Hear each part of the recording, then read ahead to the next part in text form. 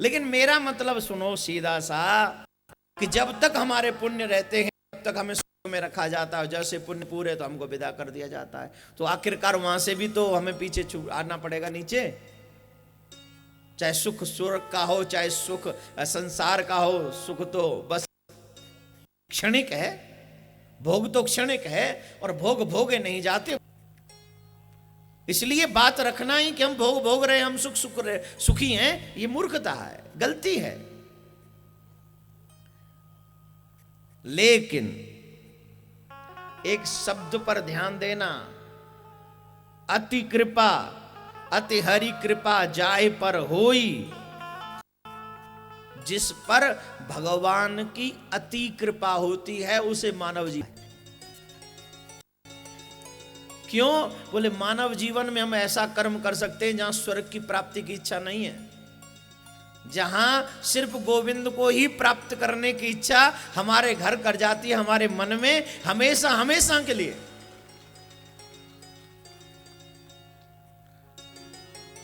हमेशा के लिए। एक व्यक्ति भगवान के पास गया, भगवान से कहा मैं आपको कुछ देना चाहता हूं। भगवान बोले तो देना है तो ऐसी चीज देना जो मेरे पास ना हो। भाई अगर हमें कोई दे तो हमें ऐसी वस्तु देना जो हमारे पास ना हो, कम से कम काम तो आए। हमारे पास में बहुत सारी चीज वेस्टेज पड़ी और आप वही चीज हमको दे जाएं तो क्या फायदा आपके देने का, कोई प्रयोजन नहीं है। और आप हमेशा हमारी नजरों में रहेंगे भी नहीं। क्यों? आपने हमें वो दिया जो हमारे पास है, वो दीजिए जो नहीं है। अभाव जिसका हो उस वस्तु को अगर आप देंगे तो मुझे ऐसा लगता है कि आप हमेशा किसी न किसी की नजरों में जमे रहेंगे। भगवान ने कहा अगर तुम मुझे देना ही चाहते हो तो ऐसी वस्तु दो जो मेरे पास नहीं है। क्या है ऐसी वस्तु जो आपके पास नहीं है? ऐसी वस्तु क्या है जो आपके पास नहीं? आपके पास तो सब कुछ है। बोले नहीं, एक वस्तु नहीं है मेरे पास। क्या क्या नहीं है आपके पास? बोले मेरे पास मन नहीं है। क्या नहीं है? मन नहीं है। अपना मन मुझे दे दे। भक्त ने कहा भगवान आपके पास मन नहीं है, मतलब बात समझ में नहीं आई। बोले मेरा मन था तो सही लेकिन चोरी हो गया। ऐसा नहीं है मेरा मन नहीं, मेरा मन था लेकिन मेरा मन चोरी हो गया। आपका मन किसने चोरी कर लिया सरकार? बोले हमारा मन राधा रानी ने चुरा लियो, ब्रज की गोपी ने चुरा लियो। जो साधु संत मेरो भजन दिन रात करे, जो दिन रात भक्त मेरी कथा सुने, जो दिन रात मेरे ऊपर समर्पित बने रहें, ऐसे लोगन ने, ऐसे प्रेमी ने मेरो मन चुरा लियो है। तो मेरो मन अब मेरे पास में नहीं है। हाँ पीछे वाले क्यों बजाएंगे, ये तो किराए पे आए।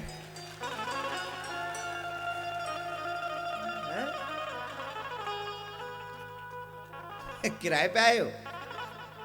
फिर अरे आनंद लेने से आता है साहब, आनंद कोई दिया नहीं जाता है। जो आनंद लेना चाहता है उसी को आनंद आता है, जो लेना ही ना चाहे वो तो बैठे हो रहे।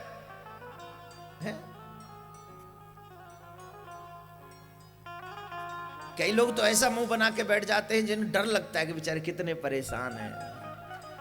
उनकी शकल देख के कुछ परेशानी तो तुम्हें ही मिल जाती है उसकी 50%। अरे भगवान के यहाँ आए हो तो मस्त हो, पूरा सारी टेंशन तेरे चरणों में समर्पित कर दो, ठाकुर के चरणों में। दुनिया की हर मुसीबत का निदान ठाकुर के चरणों में ही है। हर मुसीबत का निदान है।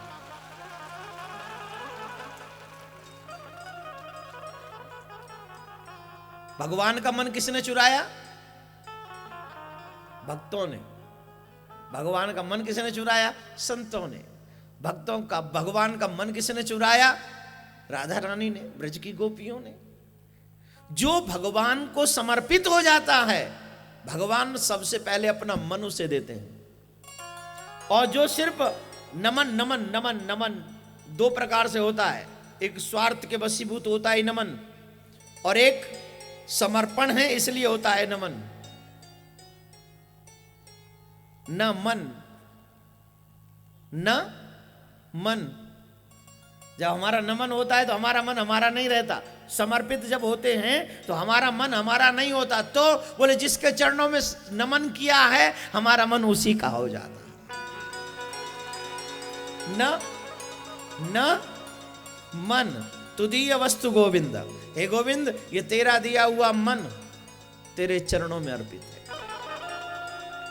मन सुमन, भगवान को दोनों ही पसंद है।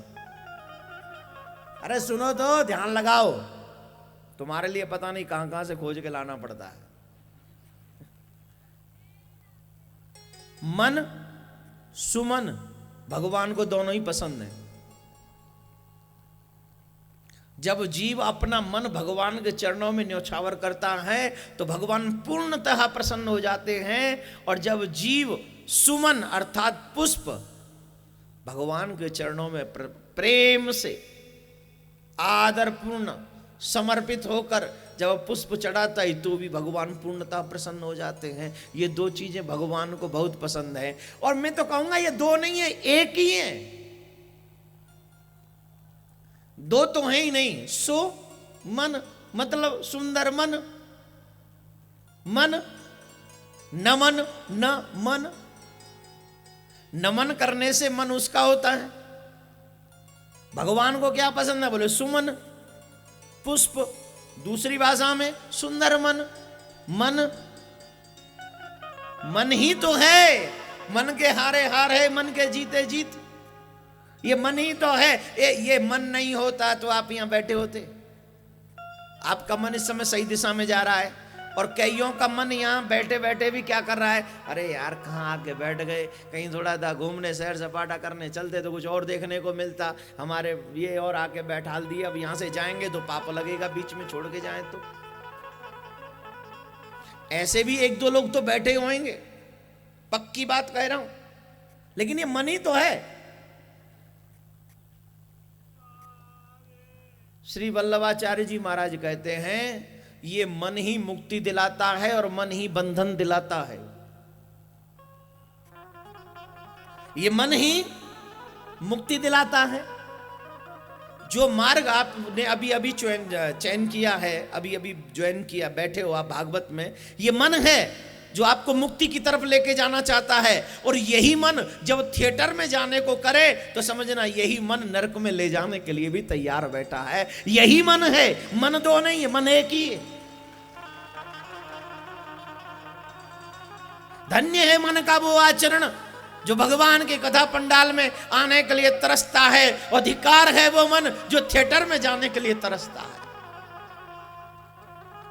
अरे भाई एक और बात बता दूं, सुनो, ये मन चाहे कुछ भी कहे, लेकिन जब ये मन अच्छी बात कहे तो मान लो, और जब बुरी बात कहे तो सॉरी बोल दो। सॉरी,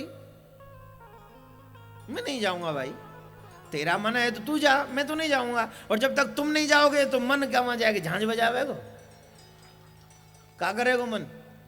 भाई तुम्हें ही तो जाना पड़ेगा, तभी तो मन अपनी क्रियाओं में लिप्त होगा पूर्णतया। लेकिन जब तुम नहीं जाओगे तो मजबूरन मन को भी भगवान के चरणों में समर्पित होना पड़ेगा, होना पड़ेगा, होना पड़ेगा। क्यों? बोले ये मन ही तो है। मन पत्थर तो नहीं है, पत्थर है। और पत्थर हो तो क्या, जब माताएं बहन कुएं में से पानी खींचती हैं तो जो कुएं की मुड़ेल है ना, वो पत्थर की होती है। अच्छा बताओ, रस्सी कोमल है या पत्थर? जोर से बोलो। रस्सी कोमल है ना, पत्थर कठोर है कि रस्सी? पत्थर कठोर है, पक्की बात। अगर पत्थर की और रस्सी की लड़ाई करी जाए तो कौन जीतेगा? पत्थर ही जीतेगा ना। पत्थर में बहुत दम है भाई, रस्सी क्या है, वो तो बेचारी टूट टाट खत्म। लेकिन कंटिन्यूअस प्रैक्टिस करने पर जब माताएं कुएं में से रस्सी से उसी पत्थर पर लगातार कंटिन्यूअस पानी भरती रहती हैं तो पत्थर में भी निशान छूट जाता है साहब, पत्थर में भी निशान छूट जाता है। तो जब आप लगातार अपने मन की बुरी आदतों को इग्नोर करते रहें और अच्छाई में समर्पित होते रहें तो ये मन पत्थर नहीं है, कब तक नहीं मानेगा। आखिर तेरे भगवान के चरणों में पूर्ण न्योछावर हो जाएगा। लगा रहे लगा रहे लगा रहे। मन ने कहा आज संडे है, छुट्टी है तो चलो, कल मंडे है तो काम पे चलो। पूर्ण सिलेक्शन नहीं है, सॉलिड सेलेक्टेड नहीं हो तुम। जब भी परमात्मा तुम्हें अच्छे काम के लिए सेलेक्ट करे, उस प्रॉमिस पर पूर्णतः तुम्हें सच्चा साबित होना पड़ेगा मेरे भाई बहन। अगर जनता के प्रतिनिधि 5 साल अच्छा काम न करें तो जनता उन्हें रिजेक्ट कर देती है। सॉरी, जाओ, आप अपने नहीं लेना, हाँ प्लीज, सॉरी टू से। मेरा मतलब ये साधन है भाई, नियम है। अगर काम अच्छा होगा तो जनता पुनरावृत्ति करती रहेगी, और जब काम अच्छा नहीं होगा तो 5 साल बाद फिर चाबी उसी जनता के हाथ में, और जनता बदल देगी, रिजेक्ट कर देगी और दूसरे को सिलेक्ट कर देगी आपकी जगह। ध्यान रखना, परमात्मा ने तुम्हें सिलेक्ट किया, अगर तुम उसके सिलेक्शन पर ढंग से पूर्णतः कामयाब नहीं हुए तो परमात्मा हो सकता है तुम्हें रिजेक्ट कर दे और तुम्हारी जगह किसी और को दे दे। अति कृपा जाय पर होई, अति हरि कृपा जाय पर होई। जिस पे भगवान की अति कृपा होती है वो जीव यहां बैठा मिलेगा आपको। आप पूरे पूरे पुणे में या जहां से भी आप आए हैं उन शहरों से सिलेक्टेड हैं आप मेरे परमात्मा की तरफ से, और अति कृपा है मेरी कन्हैया की आपके ऊपर। जिन पर नहीं है वो रह गए, जिन पे नहीं है वो रह गए, वो रह गए, वो आएंगे कल परसों कोई उधर, उसके बाद वो बाद की चीज है। लेकिन आपका सिलेक्शन ठीक है, पहले दिन पहले क्षण पहले ही समय से है, आपका सिलेक्शन गजब का है। लेकिन मेरे ठाकुर ने अति कृपा की है तो मानव जीवन मिला और भागवत सुनने को मौका मिल रहा है। आप एक बात फिर याद रखिए, देवताओं को भागवत सुनने का मौका नहीं मिला। अवक्तास विज्ञान दोष कदामृतम श्रीमद् भागवती ही वार्ता सुराणाम अपि दुर्लभा। देवता लोग भागवत नहीं सुन पाते हैं, देवता नहीं सुन पाते। आप बोले देवताओं से आगे निकल गए। हम अच्छे कर्म करें तो देवता बन जाएंगे, लेकिन देवलोक में मानव बनना मुश्किल है। दुर्लभो मानसो जन्म, ये मानव जन्म दुर्लभ है, हर किसी के नसीब में नहीं है। देवता भी चाहते हैं कि हम मानव बन जाएं, लेकिन वो भी नहीं बन पाते। क्यों? इतना दुर्लभ क्यों ये मानव शरीर? बोले मानव शरीर तभी प्राप्त होता है अति हरि कृपा जाय पर होई, पाव दे यही मार्ग सोई। जिस पर भगवान की अति कृपा होती है उसी को मानव जीवन मिलता है, उसी को ये भागवत प्राप्त होती है, उसी को भगवान की कथा गाने वाले, भगवान का भजन करने वाले या भगवान के साथ हमेशा रहने वाले अनुयायियों का संग मिलता है। वो बड़े मुश्किल से होता है।